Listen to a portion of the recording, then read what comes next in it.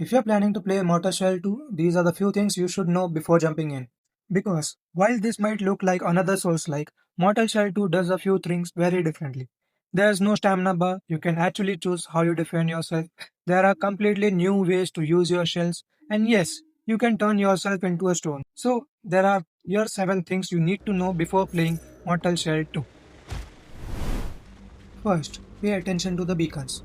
If you have played a Souls-like before, you'll probably look at these and immediately think, as bonfire, right? And yes, beacons give you that familiar save point where you can stop, recover, and prepare yourself. But Mortal Shell adds another layer. From these locations, you can use the Cleanse the Soul feature, which takes you into a dungeon. And this is important because exploration isn't just about following the main path. The game is constantly encouraging you to step away from it and see what's waiting inside these optional areas. So when you find a beacon, don't just run past it. Mortal Shell 2 doesn't force you to play around one defensive mechanic, and this is probably one of the biggest differences if you are coming from something like Sekiro. In Sekiro, mastering the deflect is basically a part of the game's DNA, and here you have choices.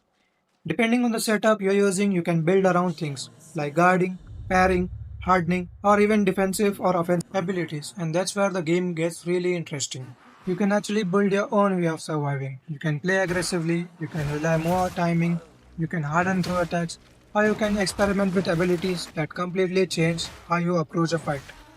And if you have played Black Myth Wukong, you'll probably appreciate this idea. This game gives you a more than one way to deal with a problem. Pairing is about timing, but don't misunderstand me. Having option doesn't mean the combat is easy. If you decide to use the parry, you still need to learn the timing. You can't just mash the button and expect every attack to disappear. Every enemy attack come at different speeds, and once you are dealing with multiple enemies, reading the attack animation becomes extremely important.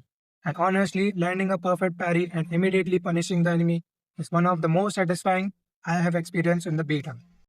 So, if you're coming from another source like, don't assume you can just simply use same timing you're already comfortable with.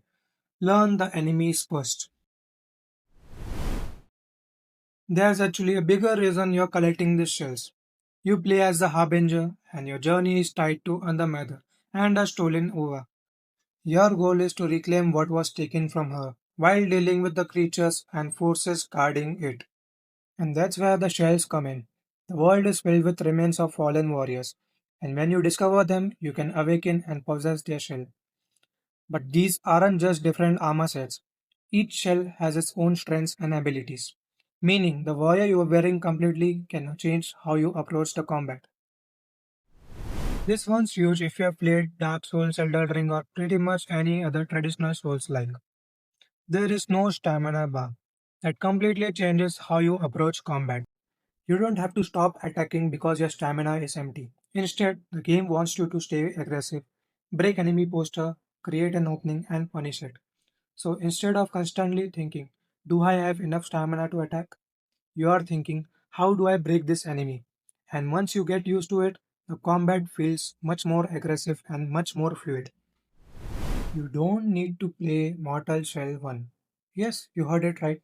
If you have never played the original Mortal Shell, don't worry. You don't need to play it before starting this one. Mortal Shell 2 is designed as a standalone sequel. Obviously, if you have played the first game, you are going to recognize certain ideas, characters, and mechanics. But if this is your first Mortal Shell game, you can jump straight into the sequel without feeling like you have missed an entire chapter of homework. And honestly, that's probably the best way to approach it if you have been curious about the series but never played the first game.